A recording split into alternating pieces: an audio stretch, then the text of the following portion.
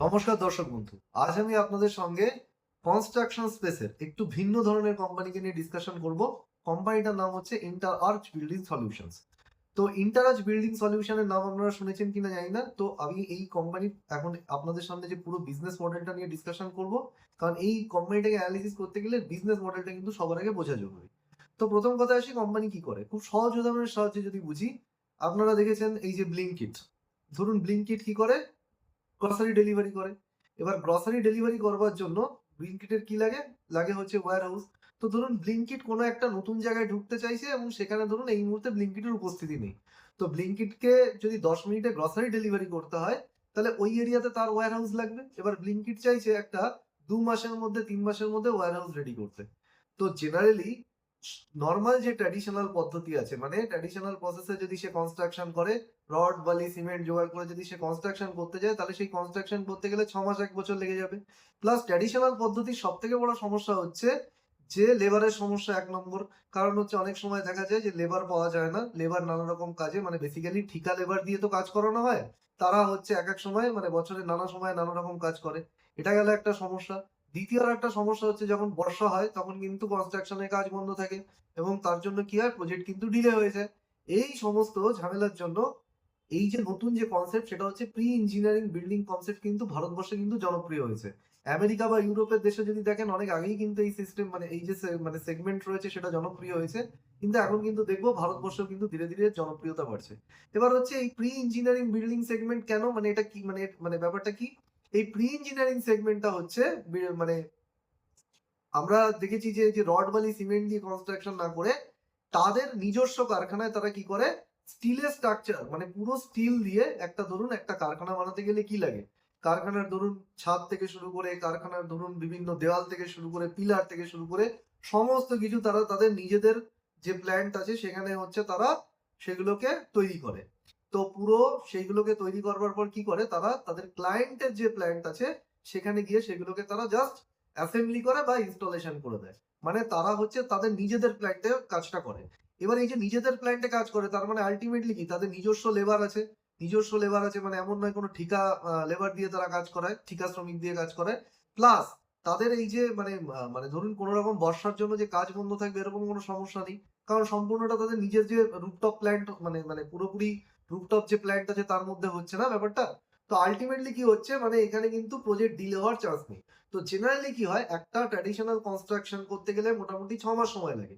এটা এখানে 50% কম সময় লাগে, মানে মোটামুটি ধরুন 2 থেকে 3 মাসে কিন্তু একটা পুরো প্ল্যান তৈরি করে কিন্তু সেট আপ করে দাঁড় করিয়ে দেওয়া যায়। আজকে দেখুন এই যে ডেটা সেন্টার বলুন, রিনিউয়েবল এনার্জি কোম্পানিগুলো বলুন, সবাই কিন্তু খুব তাড়াতাড়ি কিন্তু নতুন নতুন প্ল্যান্ট লঞ্চ করতে চাইছে, কারণ তারা যখন হিউজ ডিমান্ড পাচ্ছে, ক্লায়েন্টের থেকে অর্ডার পাচ্ছে, তো সে যদি প্ল্যান্ট আনতে দেরি করে যায় তাহলে ক্লায়েন্ট তো মানে যে অর্ডার দিয়েছিল ক্যান্সেল করে দেবে। সেই জন্য তারা রাতারাতি কিন্তু মোটামুটি 2-3 মাসের মধ্যে প্ল্যান্ট, রেডিমেড প্ল্যান্ট চাইছে। তো এইখানেই হচ্ছে এই সেগমেন্টের গুরুত্ব, যে তারা একটা 2-3 মাসের মধ্যে প্ল্যান্ট রেডি করে দিয়ে দিতে পারছে। আর একটা জিনিস এখানে এই সেগমেন্টের গুরুত্বটা এখানেই, যে ধরুন আজকে মানে এইখানে না খুব প্রিসিশন ইঞ্জিনিয়ারিং এর প্রয়োজন হয়। প্রিসিশন ইঞ্জিনিয়ারিং মানে এই যে তারা যে বিভিন্ন মানে মানে ধরুন স্টিলের যে সমস্ত স্ট্রাকচার দিয়ে তাদের প্ল্যান্টের মধ্যে বিভিন্ন রকম এই যে দেয়াল থেকে শুরু করে, পিলার থেকে শুরু করে যেগুলো তৈরি করছে সেগুলো নিখুঁত মাপের হওয়া চাই। সামান্য যদি চুল পরিমাণ যদি ওখানে ফাঁক থাকে না, তাহলে আলটিমেটলি কি হবে, সেগুলো গিয়ে তারা সেট আপ করতে পারবে না। ফলে কি হবে, নতুন করে আবার তাদেরকে পুরোপুরি বানাতে হবে। নতুন করে বানাতে গেলে এই যে এই সেগমেন্টের যে আসল যে বেনিফিট, সেটা কি, যে কম মানে সময়ের মধ্যে যে প্ল্যান রেডি করে দেওয়া, সেই ব্যাপারটাই থাকবে না। সুতরাং এখানে কিন্তু এই কারণে কিন্তু এই সেগমেন্ট, মানে এইটা মানে পিইবি যে সেগমেন্ট, সেটা কিন্তু খুব গুরুত্বপূর্ণ। আরেকটা যেটা বিষয় হচ্ছে, ধরুন আজকে একটা প্ল্যান, আপনার মনে হলো যে এই মুহূর্তে আপনি একটা একটা প্ল্যান বানিয়েছেন এবং সেখানে প্ল্যানটার যে সেট আপ রয়েছে সেই সেট আপটাকে আপনি পরবর্তীকালে নতুন করে চেঞ্জ করতে চাইছেন। এবার যদি নতুন করে আপনি চেঞ্জ করতে চান, ধরুন আপনি একটা পুরো বিল্ডিং যদি ইট বালি সিমেন্ট দিয়ে বানান, সেটাকে ভেঙে আবার নতুন করে করতে মানে করা মানে হচ্ছে একটা বিশাল বড় হ্যাজার্ডাস ব্যাপার। মানে সেটা বিশাল বড়, মানে কি বলবো, মানে সময় সাপেক্ষ ব্যাপার এবং সেটার জন্য কিন্তু অনেকটা মানে কি বলবো খরচাও বেশি। তো এখানে কিন্তু আপনি ইজিলি কিন্তু আবার সমস্ত কিছু খুলে ইজিলি অ্যাসেম্বলি করে নিতে পারবেন। তো এই কারণে কিন্তু এই সেগমেন্টের কিন্তু ইন্ডিয়াতে ডিমান্ড বাড়ছে। এবার যদি চলে আসি কোম্পানির পারফরমেন্স সম্পর্কে, কোম্পানির রেভিনিউ গ্রোথ এসছে 9%। তো রেভিনিউ গ্রোথ পড়ে মানে এত কম এলো কেন, তার কারণটা হচ্ছে এই যে মার্চ এপ্রিল মাসে অনেক রাজ্যে কিন্তু ইলেকশন ছিল। ইলেকশনের জন্য কোম্পানি যে সমস্ত লেবাররা রয়েছে তারা কিন্তু বাড়িতে গেছিল ভোট দেওয়ার পারপাসে। এবার এই যে ভোট দেওয়ার পারপাসে তারা বাড়িতে গেছিল, তার জন্য কি ছিল, তাদের মার্চ মাসে তাদের প্ল্যান্টে কিন্তু কাজ বন্ধ ছিল। প্লাস এই মিডিল ইস্টে যে গ্যাসের সমস্যা হচ্ছে, বেসিক্যালি যে সমস্ত কনস্ট্রাকশন লেবাররা না ওই যে প্ল্যান্টের আশেপাশেই, তারা কনস্ট্রাকশন সাইটের আশেপাশেই থাকে এবং জেনারেলি কিন্তু তারা সেখানেই রান্না বান্না করে টোরে খায়। এবার আলটিমেটলি যদি গ্যাসের মানে যে ক্রাইসিস ছিল, তার মধ্যে গ্যাস পাওয়া মুশকিল ছিল, গ্যাসের দাম বেড়ে গেছিল, সেই জন্য বেশিরভাগ লেবার কিন্তু বাড়ি চলে গেছিল। তা আলটিমেটলি কিন্তু এই কারণে প্ল্যান্ট বন্ধ থাকার কারণে কিন্তু তাদের রেভিনিউটা 9% এসছে। এবার যদি দেখি যে তাদের মার্জিন কিন্তু তাদের ইবিটডা মার্জিন 11% এবং মার্জিন কিন্তু তারা ধরে রাখতে পেরেছে। মার্জিন ধরে রাখার কারণটা হচ্ছে তাদের মেন র মেটেরিয়াল কি, স্টিল স্ট্রাকচার বানাতে গেলে লাগে হচ্ছে স্টিল। এইবার যে সেই স্টিল, সেটা কিন্তু তারা যখন অনেক মানে এই স্টিলটা তারা আগেই কিনে রেখে দিয়েছিল, কারণ আমরা জানি গত এক বছরে কিন্তু স্টিলের দাম কিন্তু অনেকটা কিন্তু মানে মানে এক বছর আগে যদি দেখেন, এক দু বছর আগে স্টিলের দাম কিন্তু অনেক কম ছিল। রিসেন্ট কিন্তু আবার স্টিলের দাম কিন্তু ধীরে ধীরে কিন্তু বাড়তে শুরু করেছে। তো তারা যখন স্টিল কিনেছিল অনেক কম দামে কিনেছিল, সেই জন্য কিন্তু যেহেতু তারা কম দামে স্টিল কিনেছিল, সেই কারণে কিন্তু তাদের কিন্তু মার্জিন কিন্তু তারা ধরে রাখতে পেরেছে। এবার যদি আমি দেখি যে তারা কিন্তু এই কোম্পানির যদি আপনি হেজিং স্ট্র্যাটেজি দেখেন, তারা মোটামুটি কি করে, প্রত্যেকটা কোম্পানির তো একটা নিজস্ব ট্রেন্ড মানে তারা অ্যানালিসিস করে যে প্রাইস র মেটেরিয়াল কোথায় যেতে পারে। তো এই কোম্পানি জেনারেলি সব সময় তাদের নিজেদের স্টকে 2 মাসের মানে ইনভেন্টারি বা 2 মাসের যে স্টিল, সেটা তাদের নিজেদের স্টকে রাখে। আর বাকি 2 মাসেরটা সেটা তাদের মানে তাদের যে যে সাপ্লায়ার আছে, যাদের থেকে তারা মাল নেয়, তাদের সঙ্গে 2 মাসের একটা ফিক্স কন্ট্রাক্ট করে যে প্রাইস যেখানেই যাক না কেন, আমি তোমার থেকে এই ফিক্স কন্ট্রাক্টে কিনবো। তো এইভাবে কিন্তু তারা নিজেদের এই যে র ম্যাটেরিয়াল প্রাইস বেড়ে যাওয়া থেকে নিজেদের কিন্তু প্রোটেকশন করে। তো বেসিক্যালি এই যে প্রতি 2 মাস অন্তর অন্তর কিন্তু এই কন্ট্রাক্ট গুলোকে আবার আপগ্রেডেশনও তারা করে। তো এই হচ্ছে তাদের মার্জিন ধরে রাখার মোটামুটি কারণ। এইবার যদি আমি দেখি কোম্পানি কিন্তু তাদের মেজর যদি আপনি প্রেজেন্স দেখেন, কোম্পানির কিন্তু এই মুহূর্তে যদি বলি ইন্ডিয়াতে সব থেকে সেকেন্ড লার্জেস্ট কিন্তু কোম্পানি, মানে সেকেন্ড লার্জেস্ট কিন্তু পিইবি কোম্পানি এই স্পেসের। এবং লিস্টেড স্পেসে যদি দেখেন তাহলে কিন্তু সব থেকে বড় কোম্পানি এই মুহূর্তে, তাদের 6.5% মার্কেট শেয়ার আছে। মেজর তাদের মার্কেটটা কোনটা, সেটা হচ্ছে গুজরাট। এইবার গুজরাট থেকেই কিন্তু মানে এখনো পর্যন্ত যে সমস্ত বড় বড় কাজ তারা করেছে না, সেই গুজরাট থেকেই তারা পেয়েছিল। যেমন হচ্ছে ধরুন মাইক্রনের যে সেমিকন্ডাক্টর প্ল্যান্ট এরা লাগিয়েছে, tata lithium ion battery plant লাগিয়েছে, রিলায়েন্সের জামনগরের প্ল্যান্ট লাগিয়েছে। তো বড় বড় কাজ তারা গুজরাট থেকেই পেয়েছিল এবং এই গুজরাট থেকে কিন্তু তাদের আরো কাজের ডিমান্ড রয়েছে। কারণ আপনি জানেন এই যে ডেটা সেন্টার, রিনিউয়েবল মানে মেজর যে সমস্ত প্ল্যান্ট রয়েছে ইন্ডিয়াতে, সব কিন্তু গুজরাট থেকে মানে গুজরাটে বেশিরভাগ রয়েছে এবং এখান থেকে কিন্তু হিউজ ডিমান্ড রয়েছে। তো বেসিক্যালি ওইখান থেকে হিউজ ডিমান্ড রয়েছে। একটা হচ্ছে ডেটা সেন্টার, রিনিউয়েবল, মানে এই যে দুটো সেগমেন্ট থেকে সব থেকে বেশি ডিমান্ড। কারণ যত দেখবেন এই সমস্ত প্ল্যান্ট কিন্তু সব এই পিইবি মডেলে কিন্তু তৈরি হচ্ছে।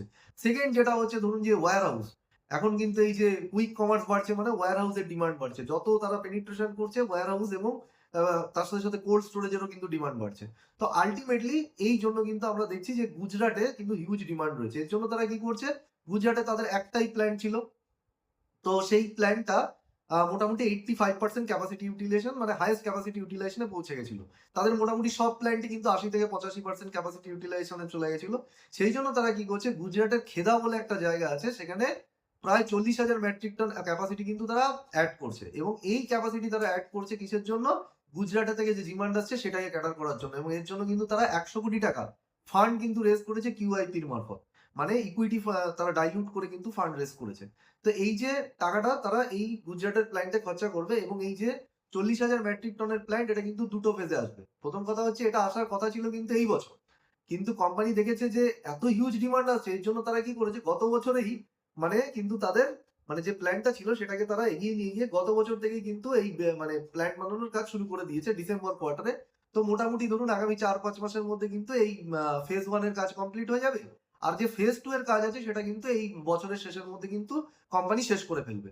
তো এই হচ্ছে তাদের মানে যে সেকেন্ড প্ল্যান্ট সেটার আপডেট। এবার যদি আমি চলে আসি এই পিইবির পাশাপাশি কিন্তু তারা হেভি স্টিল স্ট্রাকচার এই সেগমেন্টেও কিন্তু তারা কিন্তু তাদের প্রেজেন্স বাড়াচ্ছে। প্রথম কথা, এই যে হেভি স্টিল স্ট্রাকচার মানে হচ্ছে স্টিলের যে স্ট্রাকচার গুলো, যেগুলো ভারী স্টিল স্ট্রাকচার কোথায় লাগে, বড় বড় বিল্ডিং এর জন্য ভারী স্টিল স্ট্রাকচার লাগে। তারপরে দেখবেন হসপিটালের ক্ষেত্রে এই ধরনের স্টিল স্ট্রাকচার লাগে। তো এই যে বিভিন্ন ইন্ডাস্ট্রিতে কিন্তু হেভি স্টিল স্ট্রাকচারের ডিমান্ড রয়েছে। মাথায় রাখবেন এই হেভি স্টিল স্ট্রাকচার মানে হচ্ছে মানে তারা এই যে স্টিলের স্ট্রাকচার গুলো কিন্তু অন্যান্য প্রজেক্টে সরবরাহ করে, মানে মাল স্টিল স্ট্রাকচার বানিয়ে সাপ্লাই করে। এখানে কিন্তু তারা পুরো প্রজেক্টটাই কিন্তু মানে বানিয়ে কিন্তু ক্লায়েন্টের হাতে দেয় না। ফলে যেটা হয় কিন্তু এই সেগমেন্টে একটা মানে যেটা মেইন জিনিস, সেটা কিন্তু ভলিউম গ্রোথ কিন্তু প্রচুর আসে, কিন্তু এখানে কিন্তু মার্জিন অতটা হাই থাকে না। কারণ একটা কাজ যদি মানে কোম্পানি পুরো কমপ্লিট করে ক্লায়েন্টের হাতে দেয়, সেখানে অবভিয়াসলি মার্জিন বেশি থাকবে না। কিন্তু যেখানে কোম্পানি শুধুমাত্র প্রোডাক্ট সাপ্লাই করছে সেখানে নিশ্চয়ই মানে সেই লেভেলের মার্জিন থাকবে না। তো এটা হচ্ছে মানে মোদ্দা কারণ। এইবার এদের যে অন্ধ্রপ্রদেশে একটা 20,000 মেট্রিক টনের ফ্যাসিলিটি অলরেডি রয়েছে হেভি স্টিল স্ট্রাকচারের, এবং সেটাকে তারা বাড়িয়ে 60,000 মেট্রিক টন নিয়ে যেতে চায় এই বছরের শেষে। তো অগস্টে কিন্তু তাদের আরো 20,000 মেট্রিক টন চলে আসবে, এবং বাকিটা চলে আসবে কিন্তু তাদের মানে মার্চের মানে 27 সালের মার্চ 27-এর শেষে, মানে 27 সালের মার্চের শেষে। তো এই হচ্ছে তাদের ওভারঅল ক্যাপাসিটির আপডেট। এইবার যদি আমি চলে আসি কোম্পানির ম্যানেজমেন্টের গাইডেন্স নিয়ে, যেটা সব থেকে ক্রুশিয়াল এই মুহূর্তে। ম্যানেজমেন্টের গাইডেন্স তাদের দিয়েছিল এই বছর 1900 কোটি টাকা রেভিনিউ হবে, 1900 কোটি টাকা রেভিনিউ তারা করে দিয়েছে, তারা গাইডেন্স মিট করে গেছে। পরের বছরের জন্য যদি তারা মানে তাদের যে রেভিনিউ তারা যে গাইডেন্স দিয়েছে সেটা হচ্ছে 2150 থেকে 2200 কোটি। প্রথমে তারা কি গাইডেন্স দিয়েছিল? 2500 কোটির গাইডেন্স দিয়েছিল। মানে আপনি যদি 1900 কোটি টাকার উপর যদি 2500 কোটি দেখেন, তাহলে তারা 30-32% রেভিনিউ গ্রোথের গাইডেন্স দিয়েছিল। এই মুহূর্তে তাদের গ্রোথ কত এসছে এই বছরে? রেভিনিউ গ্রোথ এসছে 31%। মানে যে লেভেলে ছিল সেই লেভেলেরই তাদের গাইডেন্স ছিল। তার মানে মার্কেট এক্সপেকটেশন ছিল যে কোম্পানি 30% রেটে কিন্তু আগামী দিনেও তাদের রেভিনিউ গ্রোথ করবে, বা এই কারেন্ট যে রেভিনিউ গ্রোথ সেটাকে ধরে রাখবে। কিন্তু আলটিমেটলি হয়েছেটা কি? ম্যানেজমেন্ট কিন্তু প্রথমে যে 2500 কোটি থেকে গাইডেন্স কমে 2150 থেকে 2200 কোটি টাকা করে দিয়েছে। ফলে এখন যদি আপনি রেভিনিউ গ্রোথ ক্যালকুলেশন করেন 13 থেকে 15% রেভিনিউ গ্রোথ, মানে যে গাইডেন্স দিয়েছিল তার থেকে গাইডেন্স অর্ধেক করে দিয়েছে। এবার এই যে গাইডেন্স অর্ধেক করে দিল, তো মার্কেট তো নেগেটিভ রিয়াকশন দেবে। এই কারণেই হচ্ছে স্টক যেদিন রেজাল্ট এসছে কনকল হয়েছে 10-12-15% পড়ে গেছিল। তো আলটিমেটলি মার্কেটের যে এক্সপেকটেশন সেখান থেকে তারা গাইডেন্স অর্ধেক করে দিয়েছে। এবার এই গাইডেন্স যে অর্ধেক করে এটা তো হাওয়ায় করেনি। এর জন্য আপনাকে দেখতে হবে কোম্পানির অর্ডার বুক। কত অর্ডার বুক আছে? 1703 কোটি টাকার অর্ডার বুক আছে। এই কোয়ার্টারে প্রায় 476 কোটি টাকার অর্ডার পেয়েছে। তাদের এই মার্চ কোয়ার্টারের পরেও কিন্তু তারা আরো 102 কোটি টাকার অর্ডার পেয়েছে মানে দিল্লির গভর্নমেন্টের কাছ থেকে। তো এই যদি টোটাল অর্ডার বুক আমরা দেখি 1805 কোটি টাকার এই মুহূর্তে অর্ডার বুক। এবার কথা হচ্ছে এই কোম্পানির অর্ডার একটা এক্সিকিউশন করতে মানে মোটামুটি লাগে 8 থেকে 10 মাস। তো কোম্পানি ম্যানেজমেন্ট 9-10 মাসের মধ্যে এই অর্ডার তারা মানে অর্ডারের কাজ তারা শেষ করে ফেলবে। তাদের গাইডেন্স কত দিয়েছে? 2150 থেকে 2200 কোটি টাকা। তাহলে আমার প্রশ্ন হচ্ছে এই 1800 মানে কোটি টাকার যে অর্ডার থেকে সে কি করে 2100-2200 কোটি টাকা রেভিনিউ করবে? এটা তো সব থেকে বড় প্রশ্ন। আদৌ কি এটা সম্ভব? তার জন্য কি করতে হবে? সেই যদি তাকে ওই রেভিনিউ গ্রোথ যদি তাকে আনতে হয়, তাহলে তার অর্ডার তাকে বাড়াতে হবে। মানে তার কাছে নতুন অর্ডার আসতে হবে, তবেই তো সেই রেভিনিউ গ্রোথ করতে পারবে। কারণ এটা যে অর্ডার আছে এটা 9-10 মাসের মধ্যে কাজ শেষ করে ক্লায়েন্টকে দিয়ে দিতে পারবে। তো সেই কারণে ম্যানেজমেন্ট বলছে যে আমার কাছে 800-900 কোটি টাকার অর্ডার আগামী 1.5-2 মাসের মধ্যে চলে আসবে। আর আমার কাছে 3,500 কোটি টাকার বিডিং আমার অর্ডার পাইপলাইন আছে। বিডিং পাইপলাইন মানে যেখানে তারা বিড করবে প্রজেক্টের জন্য, অর্ডার পেতেও পারে নাও পেতে পারে। তো আজকে আপনি এখানে একটা জিনিস বুঝুন, 800 থেকে 900 কোটি টাকা বলছে তারা পাইপলাইনে আছে। অর্ডার পেয়েও অনেক সময় ক্যান্সেল হয়ে যায়। আর এখানে বলছে পাইপলাইনে আছে, মানে কোনো গ্যারান্টি নেই যে অর্ডার সে পাচ্ছে কি মানে পাচ্ছে কি পাচ্ছে না। প্লাস এরকম হতে পারে পেলেও কিন্তু আসতে দেরি হয়ে গেল অর্ডার। তার অর্ডার আসতে যদি দেরি হয় তাহলে সেটাকে কাজ শেষ করে দিতেও কিন্তু দেরি হয়ে যাবে। ফলে আলটিমেটলি যে রেভিনিউ গ্রোথ সেখানে কিন্তু ভিজিবিলিটি আসছে না। এই কারণেই কিন্তু ম্যানেজমেন্ট কিন্তু তাদের এই অর্ডার যেহেতু ভিজিবিলিটি নেই সেই জন্য রেভিনিউ গ্রোথ কমিয়ে দিয়েছে। 800 থেকে 900 কোটি টাকা রেভিনিউ গ্রোথ আনতে গেলে কিন্তু তাকে এই অর্ডার কিন্তু খুব তাড়াতাড়ি যেটা বলছে সেটা আসতে হবে। কিন্তু অর্ডার পাইপলাইনে থাকা আর অর্ডার চলে আসার মধ্যে তফাৎ আছে। তো এরকম হতেই পারে যে অর্ডার এলো না। তো এটা কিন্তু এই কোম্পানির জন্য সব থেকে বড় রিস্ক। দ্বিতীয় যে এখানে রিস্কটা মানে মাথায় রাখতে হবে সেটা হচ্ছে, প্রথম তো গেল রেভিনিউ গ্রোথ, তো ম্যানেজমেন্ট গাইডেন্স কমিয়ে দিয়েছে। দ্বিতীয় হচ্ছে মার্জিন। মার্জিন কি তারা ধরে রাখতে পারবে? কোম্পানি ম্যানেজমেন্টের বক্তব্য হচ্ছে তারা মার্জিন তাদের প্রোডাক্টিভিটি বাড়াবে, কিন্তু প্রোডাক্টিভিটি বাড়িয়ে ধরে রাখতে পারবে।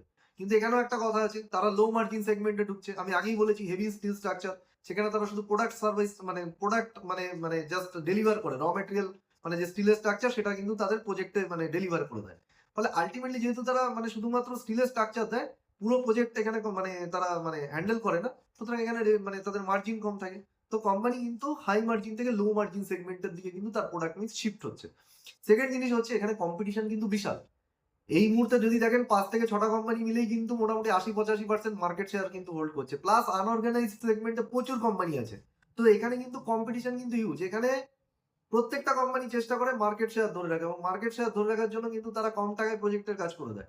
এবার কম টাকায় প্রজেক্টের কাজ করে দিলে মার্কেট শেয়ার তো থাকবে, কিন্তু তার মার্জিন পড়ে যাবে। এখানে কিন্তু বহু কোম্পানি এই স্পেসে দেখবেন, ইপ্যাক প্রিফ্যাব লিস্টেড কোম্পানি আছে, এমএনবি ইঞ্জিনিয়ারিং আছে, পেনার ইন্ডাস্ট্রি আছে, বহু কোম্পানি আছে। তো সুতরাং এই কম্পিটিশন কিন্তু আলটিমেটলি কিন্তু মার্জিনকে আরো ফেলে দিতে পারে। তার মানে আমরা এখানে থেকে কি বুঝলাম? তাদের রেভিনিউ গ্রোথ আগামী দিনে পড়ে যাবে। মার্জিন তারা ধরে রাখতে পারবে কিনা তা নিয়ে কোনো গ্যারান্টি নেই, পড়ে যাওয়ার চান্সই কিন্তু বেশি। এবার যদি আসি, তারা কিন্তু এই যে বিভিন্ন জায়গায় যে মানে তাদের ক্যাপাসিটি বাড়াচ্ছে, তার জন্য কিন্তু তারা আবার কিন্তু একটা খরচা করবে, মানে তারা আবার একটা ফান্ড রেজ করতে পারে, কিউআইপি করে, ইকুইটি ডাইলিউশন করে ফান্ড রেজ। আবার যদি ইকুইটি ডাইলিউশন করে তাদের আরোই পড়ে যাবে, আরোই পড়ে গেলে তো কোনো শেয়ার হোল্ডার খুশি হয় না। তো আলটিমেটলি হচ্ছে আমরা দেখছি সব কিন্তু মানে এই যে 3টে প্যারামিটার কিন্তু এখানে তাদের পড়ে যাওয়ার কিন্তু চান্স আছে। তার সঙ্গে সঙ্গে আমি দেখবো এই সমস্ত মানে যদি কম্বিনেশন গুলো আমি দেখি, সেটা কিন্তু তাদের ওয়ার্কিং ক্যাপিটালে গিয়ে পড়েছে। ওয়ার্কিং ক্যাপিটাল মানে তাদের cash flow from operation negative, মানে আলটিমেটলি তারা ব্যবসা থেকে প্রফিট তো করছে, কাগজে প্রফিট করছে, কিন্তু সেই প্রফিট কিন্তু তাদের হাতে এসে পৌঁছাচ্ছে না, তারা সেখান থেকে কিন্তু ক্যাশ জেনারেট করতে পারেনি, যেই জন্য কিন্তু তাদের cash flow from operation negative. এই cash flow from operation negative হওয়ার কিন্তু বেশ কিছু কারণও রয়েছে। প্রথম কথা হচ্ছে তাদের ইনভেন্টরি ডেজ বেড়ে গেছে। এবার ইনভেন্টরি ডেজ বেড়ে যাওয়ার বেশ কিছু মানে ইনভেন্টরি ডেজ বেড়ে যাওয়ার জন্য যে কারণটা দিয়েছে সেটা জাস্টিফাইড, সেটা যুক্তিসঙ্গত। কারণ হচ্ছে এই যে র মেটেরিয়ালের দাম বেড়ে যাচ্ছে, তার জন্য তারা ইনভেন্টরি অ্যাডভান্সে কিনে কিনে রাখছে, সেই জন্য বেড়ে গেছে। কিন্তু রিসিভেবল ডেজ কিন্তু এখানে বেড়েছে, যেটা হচ্ছে সব থেকে কনসার্নের বিষয়। কেন বেড়েছে? তার কারণ হচ্ছে এই যে তারা তাদের যে ক্লায়েন্টদের যে সমস্ত লার্জ অর্ডার ডেলিভারি করে, সেখান থেকে তাদের পয়সা পেতে কিন্তু টাইম লেগে যায় অনেকটা। তার কারণ হচ্ছে একটু আগে বললাম না, সব থেকে বড় সমস্যা হচ্ছে কম্পিটিশন। কারণ সে যদি তার ক্লায়েন্টকে বেশি ক্রেডিট পিরিয়ড না দেয়, বেশি দিনের জন্য মানে ক্রেডিট পিরিয়ড না দিলে কি হবে, তার ক্লায়েন্ট বলবে ভাই যে কম্পিউটার কোম্পানি আছে, অমুকে আমাকে 6 মাসের মানে দেরি, মানে মাল নেওয়ার 6 মাস পরে আমি তাকে পেমেন্ট দিতে পারবো, আর তুমি আমাকে বলছো তুমি 3 মাসের মধ্যে আমাকে পেমেন্ট দিতে হবে, তো আমি কেন তোমার সাথে কাজ করবো, আমি তার সাথে কাজ করবো। এই জন্য কোম্পানির কাছে কিন্তু এখানে কোনো ডিসিশন মেকিং পাওয়ার থাকে না। পুরো যে ডিসিশন মেকিং পাওয়ার থাকে কিন্তু তার ক্লায়েন্টের হাতে, যে সমস্ত ক্লায়েন্ট আছে তারা কিন্তু সমস্ত ডিসিশন নেয়। ফলে আলটিমেটলি কিন্তু এই জায়গার জন্যই কিন্তু তাদের যে রিসিভেবল, ওভারঅল রিসিভেবল অ্যামাউন্ট বেড়ে গেছে। এবং এই রিসিভেবল অ্যামাউন্ট যদি এরকম ভাবে বাড়তে থাকে, আলটিমেটলি কিন্তু তাদের এই যে মার্জিনের সমস্যা, সেটা কিন্তু থেকেই যাবে। এটা গেল হচ্ছে মানে মার্জিনের সমস্যা, কিন্তু মানে আগামী দিনে ভালোভাবে মানে মানে মার্জিনের সমস্যা কিন্তু চলে আসতে পারে, এটা কিন্তু মাথায় রাখতে হবে। এইবার এগুলো তো মানে মানে হয়ে গেল যে কোম্পানি স্পেসিফিক রিস্ক। আর একটা যেটা রিস্ক আছে সেটা হচ্ছে পুরো ইন্ডাস্ট্রি স্পেসিফিক রিস্ক। সেটা হচ্ছে দেখুন, এই যে মিডিল ইস্টে যুদ্ধ হচ্ছে, তো মিডিল ইস্টে যদি যুদ্ধ হয়, ক্রুড অয়েলের দাম বেড়ে যাচ্ছে, সোনার দাম বাড়ছে, যেগুলো আমরা বাইরে থেকে আনি, গ্যাসের দাম বেড়ে যাচ্ছে। তো বেড়ে যাওয়ার জন্য যেটা সব থেকে বড় প্রবলেম তৈরি হচ্ছে না, আমরা মানে কি মানে গভর্নমেন্টের যে ইম্পোর্ট বিল বেড়ে যাচ্ছে। এখন যদি এই জিনিসগুলোর দাম বাড়ার জন্য আমাদের যে ইম্পোর্ট বিল যদি বেড়ে যায়, তাহলে আমাদের যে অন্যান্য পারপাসে মানে খরচা করবে কি করে গভর্নমেন্ট? আগামী দিনে দেখা গেল আরবিআই রেট হাইক করে দিল, তাহলে ওভারঅল যে ক্যাপেক্স এর খরচা বেড়ে যাবে। তা আলটিমেটলি এই সেক্টরে তখনই গ্রোথ আসে যখন কিনা ইকোনমি ভালো চলে, অর্থনীতি ভালো চললে গভর্নমেন্ট এবং প্রাইভেট তারা কিন্তু কনস্ট্রাকশনের পেছনে খরচা করে, তারা ইনফ্রাস্ট্রাকচারের পেছনে খরচা করে। এবার কনস্ট্রাকশন আর ইনফ্রাস্ট্রাকচারের পেছনে যত খরচা হবে, তত কিন্তু এই কোম্পানি গ্রোথ আসবে। এবার কনস্ট্রাকশন অ্যাক্টিভিটি যদি স্লো হয়ে যায়, গভর্নমেন্ট যদি ইনফ্রাস্ট্রাকচারের পেছনে খরচা না করে, প্রাইভেট যদি ইনফ্রাস্ট্রাকচারের পেছনে খরচা না করে, তাহলে আলটিমেটলি এটা কিন্তু এই কোম্পানি এবং ওভারঅল ইন্ডাস্ট্রির জন্য কিন্তু একটা সমস্যা। এবং আমার এই মুহূর্তে সিচুয়েশন থেকে মনে হচ্ছে যে এই ক্যাপেক্স সাইকেল কিন্তু স্লো হয়ে যাবে, মানে গভর্নমেন্ট এবং প্রাইভেট দু জায়গাতেই কিন্তু একটা স্লো হওয়ার চান্স আছে, যদি কিনা এই মিডিল ইস্টের যুদ্ধ যদি আরো বেশি দিন চলতে থাকে এবং দীর্ঘায়িত হয়। লাস্ট অফ অল আরেকটা যেটা সমস্যার কথা ম্যানেজমেন্ট বলেছে, এখানে হচ্ছে মেন আরেকটা সমস্যা হচ্ছে স্কিল ম্যান পাওয়ারের সমস্যা। মানে ব্যাপারটা হচ্ছে, এখানে আমি প্রথমেই বলেছি না, এখানে কাজ করতে গেলে ম্যান পাওয়ারকে কিন্তু স্কিল ম্যান পাওয়ার কিন্তু লাগে। মানে ম্যান পাওয়ার মানে মানে স্কিল্ড মানে, এবং তার মানে এই যে সমস্ত মানে প্রিসিশন ইঞ্জিনিয়ারিং এর কাজের অভিজ্ঞতা লাগে। তো এই ম্যান পাওয়ার পাওয়া কিন্তু খুব মুশকিল। তো আলটিমেটলি কোম্পানি কি করছে, এই ম্যান পাওয়ারের উপর তাদের ডিমান্ড কম, মানে ম্যান পাওয়ারের উপর যে তাদের নির্ভরতা, সেটা কমানোর জন্য তারা রোবোটিক্স এবং অটোমেশনের দিকে ঢুকছে। এবং এই রোবোটিক্স এবং অটোমেশনের যে সমস্ত ইকুইপমেন্ট তারা জার্মানি এবং ইটালি থেকে নিয়ে আসছে, আলটিমেটলি তারা যদি এটা করতে পারে, মানে যদি টেকনোলজিকে অ্যাপ্লাই করতে পারে, যদি সমস্ত প্রসেস গুলোকে অটোমেট করে দিতে পারে, তাহলে আলটিমেটলি যে লেবারের উপর যে নির্ভরতা, সেটা অনেকটা কমে যাবে। তো এই হচ্ছে কোম্পানির ওভারঅল ডিসকাশন। তো এই এখানে যদি আমি এখানে ভ্যালুয়েশন দেখি, তারা তো রেভিনিউ গ্রোথ কমিয়ে দিয়েছে। এবার কোম্পানির পি হচ্ছে এই মুহূর্তে 20। কালকে একটা ভিডিওতে আমি বলেছিলাম যে 20 পি রেশিও দেখতে কম লাগতে পারে, কিন্তু আলটিমেটলি এখানে যে রেভিনিউ গ্রোথটাও তো তারা কমিয়ে দিয়েছে, ফলে মার্কেটে তাদের স্টক প্রাইস পড়ে গেছে। এবার আপনি যদি এই গ্রোথের রেসপেক্টে যদি আপনি ভ্যালুয়েশন করেন, তাহলে দেখবেন এই 20 পিতেও কিন্তু স্টকটা সস্তা নয়।